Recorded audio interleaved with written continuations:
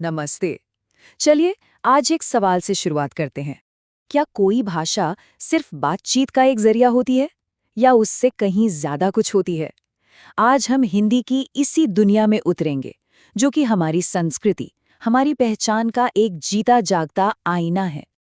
वाह, कितनी गहरी बात है ना। जरा सोचिए, हमारी भाषा हमारी जड़ों की तरह है। यही हमें सींचती है, हमें हमारी पहचान से जोड़ती है और एक बेहतर इंसान बनने में हमारी मदद करती है। आखिर जड़ों के बिना पेड़ भला कहाँ टिक पाता है। लेकिन बात सिर्फ भावनाओं की नहीं है।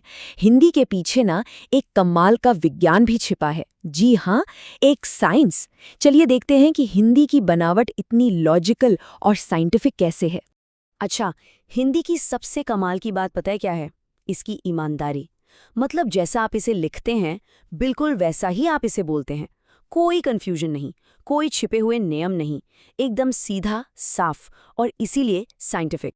और ये सिस्टम सिर्फ लिखने बोलने तक ही नहीं है।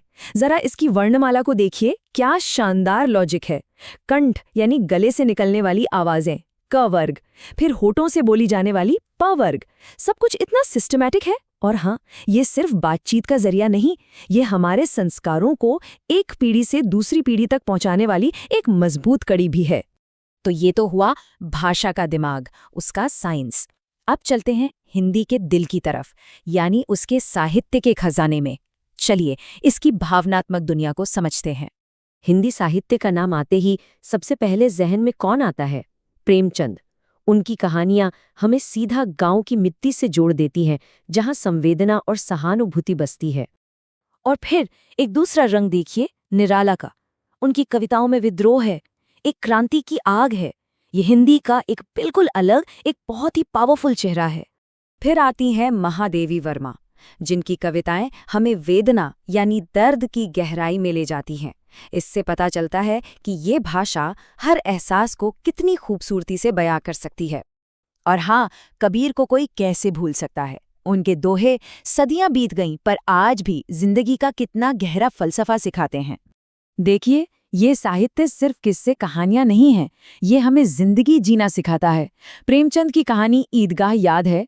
एक छोटा बच्चा हामिद मेले में अपने खिलौनों के सपनों को छोड़कर अपनी दादी के लिए एक चिमटा खरीदता है ताकि उनके हाथ न जलें। सोचिए, ये कहानी हमें क्या सिखाती है? यही ना कि असली प्यार तो त्याग में ही है। तो ये तो हुई साहित्य की बात, पर आज के जमाने में, इस मॉडर्न दुनिया में हिंदी कहाँ खड़ी है? क्या वो आज भी उतनी ही रेलेवेंट है?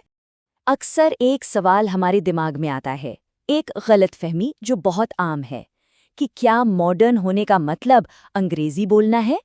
इसका जवाब ना बहुत ही साफ है, और वो ये है कि आधुनिकता का ताल्लुक भाषा से नहीं, हमारे विचारों से होता है, हमारी सोच से होता है। और अगर किसी को लगता है कि हिंदी पीछे छूट रही है, तो जरा देखिए, आज हिंदी ग्लोबल स्टेज पर है। टेक्नोलॉजी हो, बिजनेस हो, सोशल मीडिया हो, हर जगह हिंदी का दबदबा बढ़ रहा है। डिजिटल दुनिया में तो इसकी पकड़ और मजबूत होती जा रही है।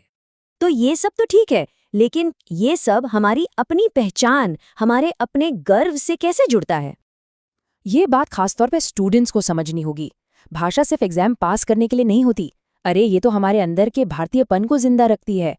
तो अगली बार जब कोई हिंदी बोले तो ये याद रहे कि ये पिछड़ेपन की निशानी नहीं, बल्कि अपनी जड़ों से जुड़े होने का गर्व है, एक प्राउड सिटीजन की पहचान है। और इस सारी बात का निचोड़ हमें मिलता है महान लेखक भारतेंदु हरिश्चंद्र जी के एक मशहूर दोहे की पहली पंक्ति में। वो लिखते हैं, निज भाषा उन्नति अहे सब उन्नति को मूल, बिन निज भाषा ज्ञान के मिटत न हिय को सूल। मतलब सारी तरक्की की जड़ अपनी भाषा की तरक्की ही है, क्योंकि अगर अपनी भाषा का ज्ञान नहीं तो दिल का दर्द, वो एक खालीपन कभी नहीं मिटता। है ना सोचने वाली बात?